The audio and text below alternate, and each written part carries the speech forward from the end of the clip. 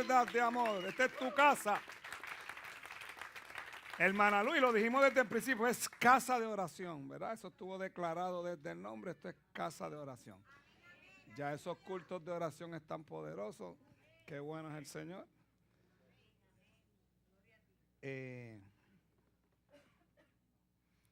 Empezamos un poquito tarde hoy, pero echenle la culpa al Espíritu Santo, a mí no me la eche. Arrégleselas con Él allá. Yo no tengo la culpa. Que Él se quiera pasear a placer en este lugar.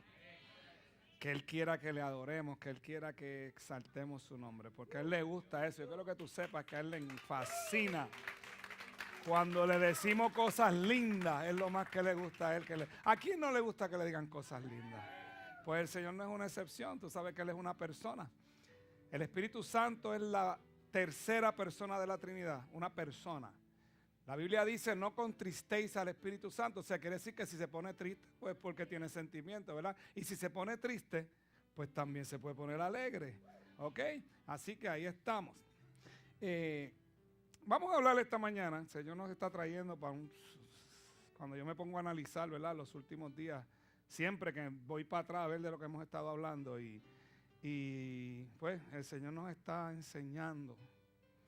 Y vamos a hablar hoy del gozo del Señor, ¿verdad? Porque yo busqué el significado de gozo. Y siempre me gusta buscar, ¿verdad? Y dice, sentimiento de placer, satisfacción o alegría por el disfrute de una cosa. Ese es un diccionario ahí online que busqué. Y sentimiento de placer, satisfacción o alegría por el disfrute de una cosa. Entonces, podemos determinar, ¿verdad? Con precisión que todo el mundo busca gozo, ¿verdad? Vamos a ver películas de comedia, vamos a ver, pues se ven programas de comedia, aunque la comedia hoy en día, Dios mío, si no hablan malo no es una comedia. Esto es increíble, brother. Me da pena porque todos esos que hacen así no duran muy poco. Solamente hay un grupo que ha sabido hacer reír sin tener que hablar malo, sin tener que hacer doble sentido. El pastor Luquis es uno de ellos que te hace unas obras con unas comedias espectaculares y no te dice ni un doble sentido ni una palabra mala, porque eso no edifica. Esas cosas te pueden dar gozo momentáneo, ¿verdad? Todo el mundo busca el gozo, que es ese sentimiento de alegría, ¿verdad? Pero el gozo en los seres humanos es permanente, ahora vengo, o es temporero. Y para los que buscamos del Señor, vamos obteniendo cosas que son permanentes, no temporeras, ¿ok? Porque cuando tú te vas a Gálatas 5, 22 y 23, dice, mas el fruto del Espíritu es amor, gozo, paz, paciencia, benignidad, fe, mansedumbre, templanza, que contra tales cosas no hay ley. O sea, te está diciendo que esas son cosas que una vez tú des ese fruto, son permanentes. Una vez que nace un palo de aguacate, siempre va a ser un palo de aguacate. No va a ser de mango. ¿Verdad? No va a ser de mango. El fruto, por su fruto los conoceréis, ¿verdad? Pues tú conoces porque es de aguacate o de mango. Entonces, el gozo es el segundo de los frutos del Espíritu. El primero es amor, que tú sabes que es tan importante para Dios, porque Dios es amor. Y entonces pone el segundo como gozo. Y esas cosas tienen que ser permanentes y duraderas, como la paz. El Señor dijo, mi paz os dejo, mi paz os doy. Yo no la doy como el mundo la da, ¿verdad? Porque el mundo te da una paz que es temporera también. Porque la paz del mundo es cuando todo está bien. Cuando las cosas están chéveres, el matrimonio está bien, estás pagando las cuentas, tus hijos están bien, todo está chévere, hay paz. Pero el Señor dijo, no se turbe vuestro corazón ni tenga miedo, porque la paz que yo doy no es la que da el mundo, pues el gozo que da el Señor tampoco es el mismo que te da el mundo. Es un gozo que tiene que permanecer, que tiene que ser duradero. ¿Ok? ¿Sabes? El gozo temporero es el que tú puedes ver. El del Señor no es el que puedes ver, porque el Señor vive, ese vive dentro de ti. Ese tú te gozas en todo y dices, yes, qué bueno es Dios, aún en la dificultad. Porque te voy a hablar de eso. ¿Dónde buscamos el gozo? En las cosas materiales, ¿verdad? En las cosas que se pueden ver. Pero el Señor le habló a la iglesia en un momento dado en Romanos 14:17. El Señor le dijo a la iglesia, porque el reino de Dios no es comida ni bebida, sino justicia, paz y gozo en el Espíritu Santo. ¿Qué pasa? Venimos a la iglesia cuando lo perdemos todo, muchos de nosotros, ¿verdad? Venimos a la iglesia cuando tenemos dificultades, cuando está la cosa mala, cuando esto está ya que no aguantas más.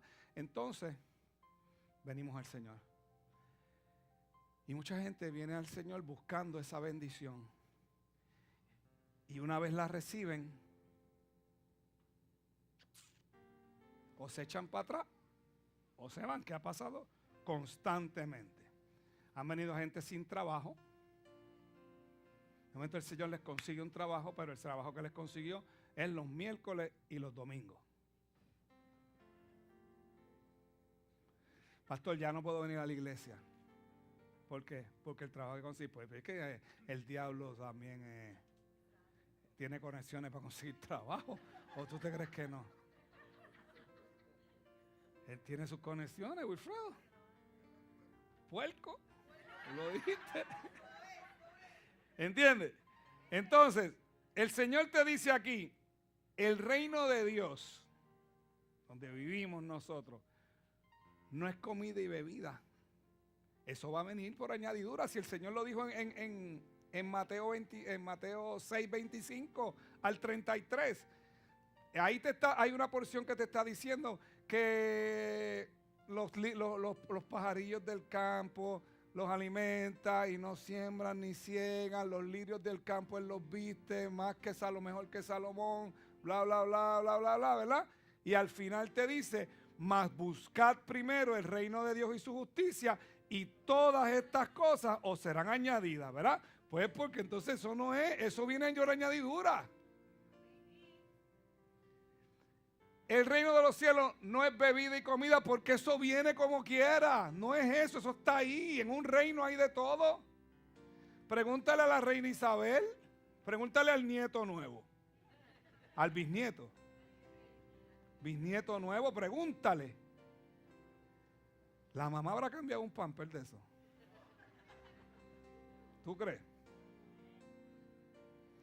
Cuando ahora ese pamper, ay, toca a alguien que lo cambie.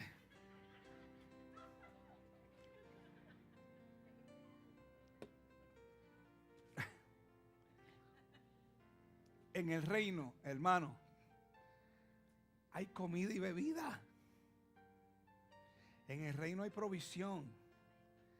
Pero eso no determina tu gozo. Porque ese es igual que la paz que da el mundo, que es lo material. Lo que te busca dar el reino de Dios, el reino de los cielos, es lo que no se ve. Porque tú no puedes ver el amor. Tú lo puedes demostrar, ¿verdad? Pero no se puede ver el amor, tú no lo puedes ver. Mira, por ahí va amor. Tú no puedes ver eso. En casa tú dices, por ahí va mi amor, ese sí. Pero no, adiós, mira, por ahí va un amor. Tú no puedes ver la paz. Tú la puedes ver quizá manifestada en personas, pero no la puedes ver porque es algo que tiene que vivir dentro de ti. Y el gozo es algo que tiene que vivir igual dentro de ti, que no lo pueden determinar las circunstancias. Nuestro gozo depende del amor de Dios. En Santiago 1:2, capítulo 1, versículo 2. Estoy avanzando un poquito, perdónenme. Hermanos míos, tened por sumo gozo. Óyete esta que Santiago las tira bien duras.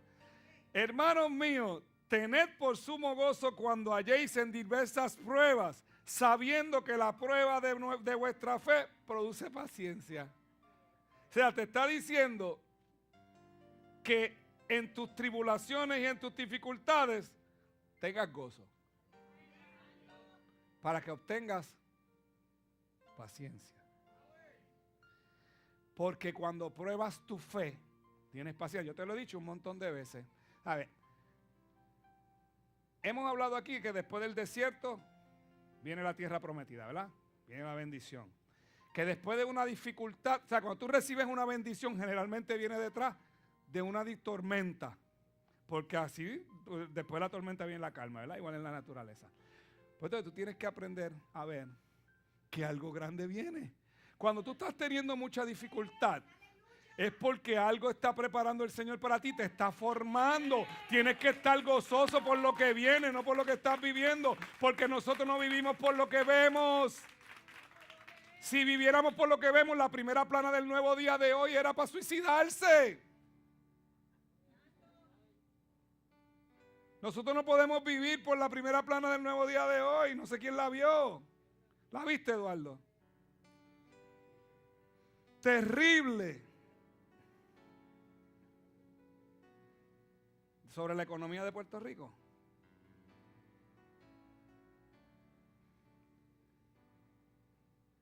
Se está yendo todo el mundo de Puerto Rico. Pues gózate. ¿Tú sabes por qué? Porque hay más trabajo para ti, hay más oportunidad para ti.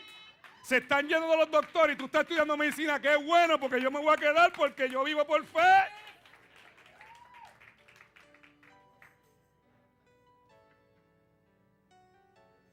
Pero no es verdad. Si se están yendo los doctores, empieza a estudiar medicina.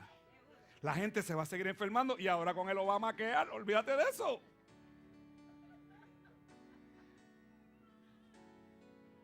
Porque no, entonces no estás pasando la prueba. Hermana Luz, ¿cómo tú conoces a Jehová el proveedor si nunca tienes dificultad? ¿Cómo tú conoces a Jehová tu sanador si nunca tienes enfermedad? Pues el Señor le dijo a Abraham, Abraham, ¿habrá algo imposible para mí? ¿Habrá algo imposible para mí? ¿Cómo hoy yo te digo a ti que Dios es capaz de restaurar un matrimonio si yo no lo hubiera vivido?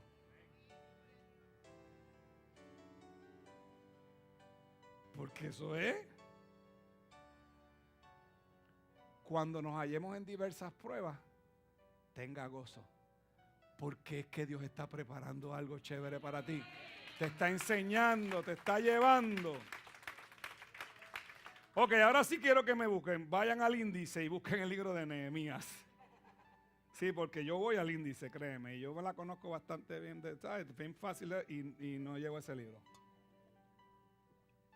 Siempre que voy ahí tengo que... Nehemías 8.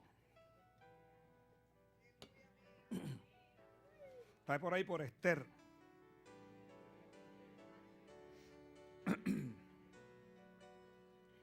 Me dicen amén cuando lo tengan. Maciel, mira qué muchachito bueno tú tienes ahí, mira eso. ¿Verdad que sí?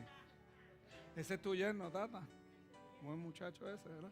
A ver, Angelito. 8:1. 1. Vamos desde el 1. Vamos a leer hasta el 13. Ok. Antes de leer esta porción, déjame explicar dónde estamos en la historia del pueblo de Israel aquí.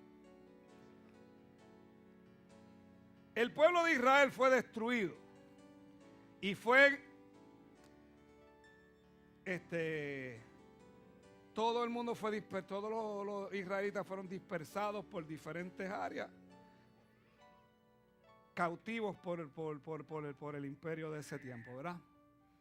Nehemías trabajaba con el rey. O sea, Nehemías no era un religioso. Vamos a llamarlos religiosos porque en ese tiempo los podíamos llamar religiosos. No era un religioso. Nehemías era un hombre político, un político, ¿ok? Pero judío al fin, ¿verdad? Él seguía como cualquier ciudadano la religión judía, pero no era un religioso. Él más estaba metido en el gobierno. Era un Eduardo. ¿Ok?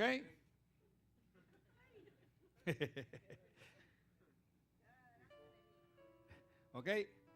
Entonces, cuando tienes que leerte el libro de Nehemías, Jerusalén estaba destruido.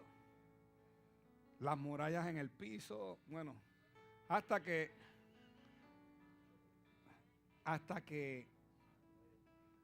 Nehemías recibe el permiso del rey para regresar a Jerusalén, porque iban a reconstruir Jerusalén. Un poquito antes de eso había llegado Esdras, que Esdras sí era un religioso. Esdras se convirtió, era el escriba y sacerdote, y el escriba era como el notario público del pueblo, ¿verdad? Era con lo que tenía que ver con todo lo legal y demás en el tiempo para los israelitas. Entonces reconstruyeron el muro. Es una historia bien bonita, la parte esa de Nehemías, el liderato de Nehemías es bien bonito, pero esto, quiero que sepan para ver dónde estamos parados, ¿ok? Ahora vamos al capítulo 8, donde dice, el versículo 1 dice: venido el mes séptimo, los hijos de Israel estaban en sus ciudades. Y se juntó todo el pueblo como un solo hombre en la plaza que está delante de la puerta de las aguas. Y dijeron a Esdras, el escriba, que trajese el libro de la ley de Moisés, la cual Jehová había dado a Israel. Y el sacerdote Esdras trajo la ley delante de la congregación, así de hombres como de mujeres y de todos los que podían entender, el primer día del mes séptimo. Y leyó en el libro delante de la plaza que está delante de la puerta de las aguas, desde el alba hasta el mediodía, en presencia de hombres y mujeres y de todos los que podían entender. Y los oídos de todo el pueblo estaban atentos al libro de la ley. Y el escriba Esdras estaba sobre un púlpito de madera que había hecho para ello. Y junto a él estaba Matatías, Sema, Anías, Urías, Hilcías y Masías a su mano derecha. Y a su mano izquierda, estaba Pedaías, Misael, Malquías, Asum, Asbadana, Zacarías y Mesulam.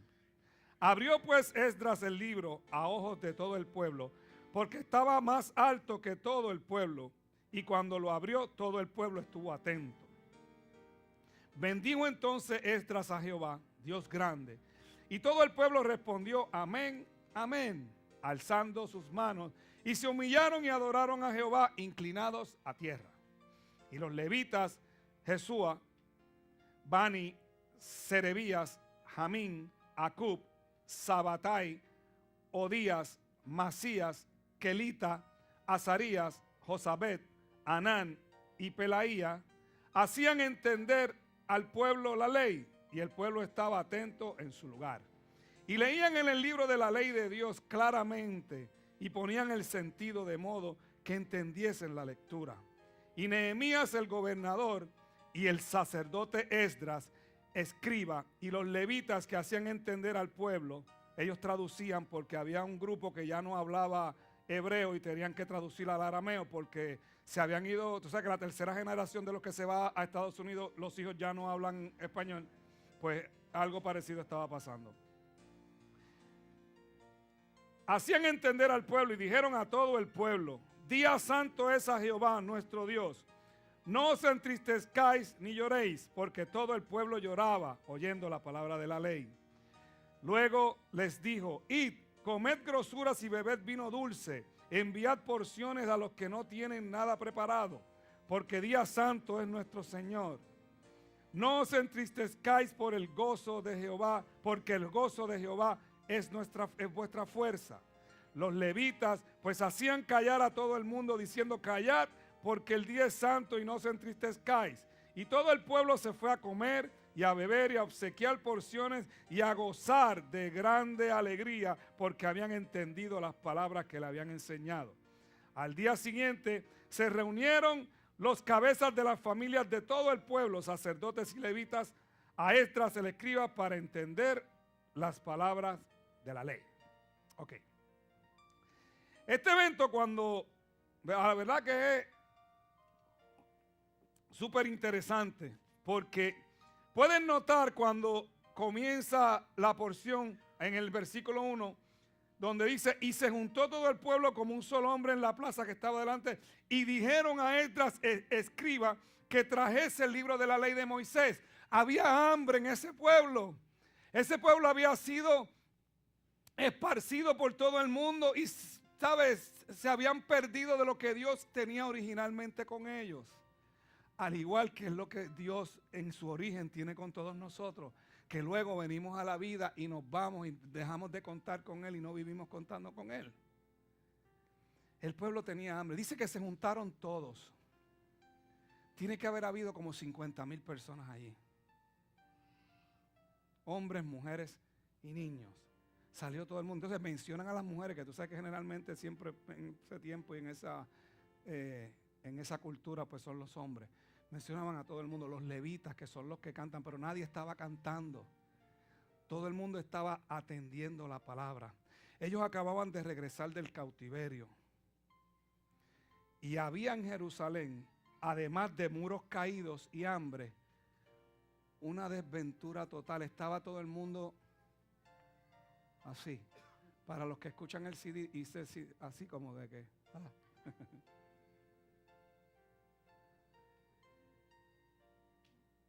Sequía espiritual. Regresando del cautiverio. Hambre. Desmotivados. Depresivos. Y se dieron cuenta que lo único que podía levantar al pueblo era la palabra. Era la palabra. En ese tiempo posiblemente lo único que tenían era el Torah, que es los 5 primeros libros de la Biblia, que es Génesis, Éxodo, Levítico, Números y Deuteronomio. Esos 5, con eso era lo que ellos vivían, ¿verdad? Y dice que todo el pueblo como uno, como un solo hombre en la plaza, unánimes como aquel día de Pentecostés. Entonces en el versículo 3 te dice, y leyó en el libro delante de la plaza que está delante de la puerta de las aguas, desde el alba hasta el mediodía. Y si yo me tardo un poquito, este pastor se cree que a nosotros no nos da hambre. Desde el alba es como desde las 6 de la mañana o las 5 hasta el mediodía, o sea que como 6 horas. Bueno, Pablo estuvo 8 horas predicando y hasta se cayó uno y se murió, se durmió y ¡bum! Y que murió. Y después lo revivieron, después lo resucitaron, pero se cayó. Léanse, búsquense eso para que vean en el libro de los Hechos. De 5 a 6 horas predicando la palabra, y entonces dice que el pueblo, y se humillaron y adoraron a Jehová inclinados en tierra. El pueblo estaba volviendo a su estado original, ¿verdad? Que era el de vivir la palabra. Porque cuando estamos caídos, por eso es que usted ve que usted llega aquí caído y sale pompeado, ¿verdad? Porque hay palabra, porque hay adoración, porque hay presencia. Pero lo que pasa es que se supone que eso sea nuestra vida. Se supone que en tu vida tú tengas la palabra, tú estés en adoración todo el tiempo y andes pompeado todo el tiempo. Porque hay una esperanza, hay una esperanza.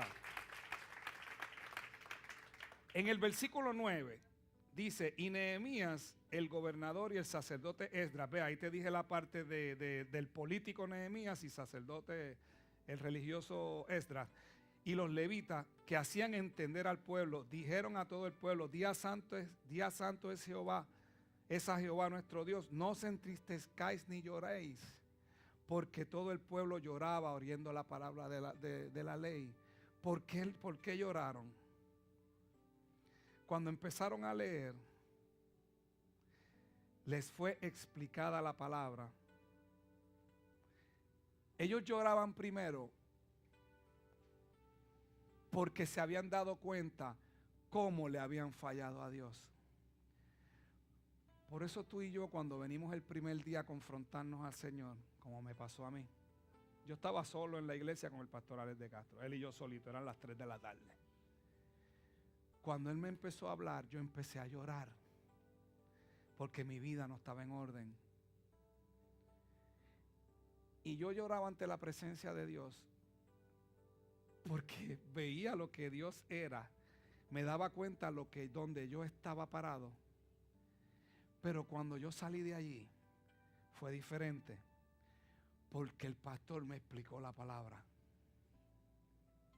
Y me dijo, tranquilo, repite esta oración conmigo. Y al yo repetir esa oración, yo me convertí en una nueva creación. De modo que si alguno está en Cristo, nueva criatura es. Las cosas viejas pasaron, todas son hechas nuevas. Yo dije, yes. Eso es como cuando tú vas al banco y te dicen, mira, ya todas tus cuentas están saldas, eres una nueva criatura económica.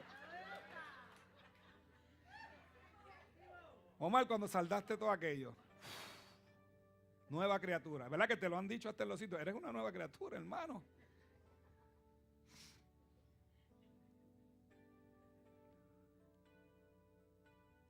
Esa tristeza que ellos tenían, ese llanto que ellos tenían, eran porque sabían que le habían fallado a Dios malamente. Y más ese pueblo que entendía de otra forma, porque eso son criados. O sea, desde que los judíos nacen, los crían en la palabra.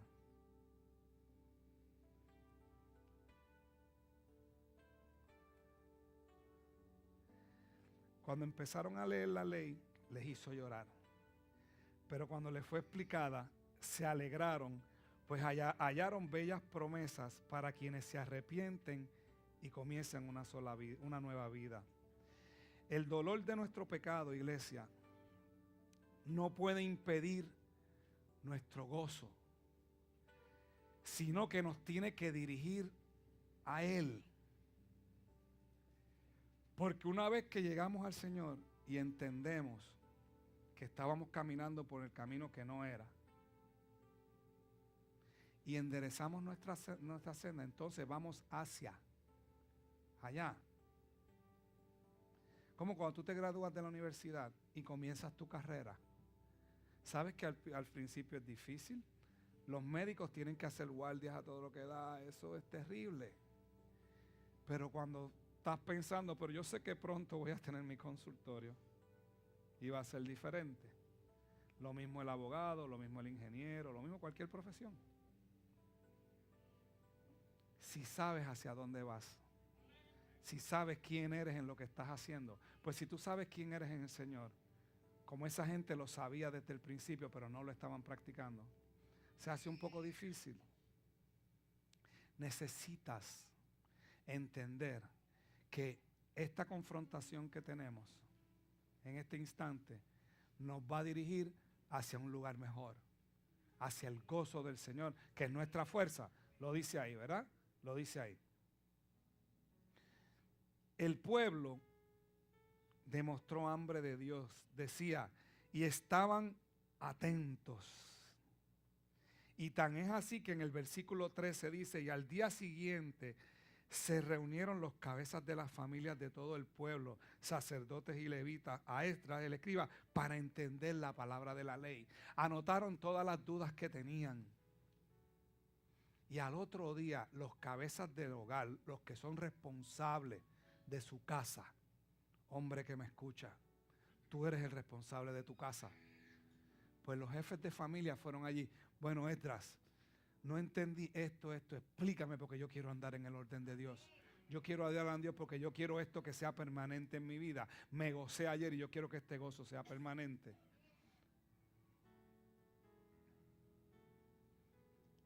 Versículo 10.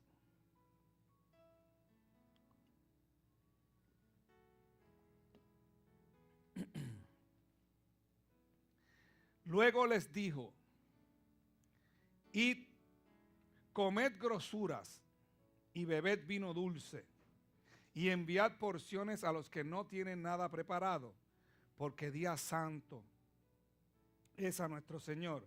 No os entristezcáis, porque el gozo de Jehová es nuestra fuerza. Este gozo es el resultado de todas las enseñanzas bíblicas y del verdadero arrepentimiento. Yo quiero que tú entiendas, iglesia, que esto trae verdadera fortaleza al pueblo cuando vivimos en la palabra. Y entonces se te empieza a notar a ti. Y la gente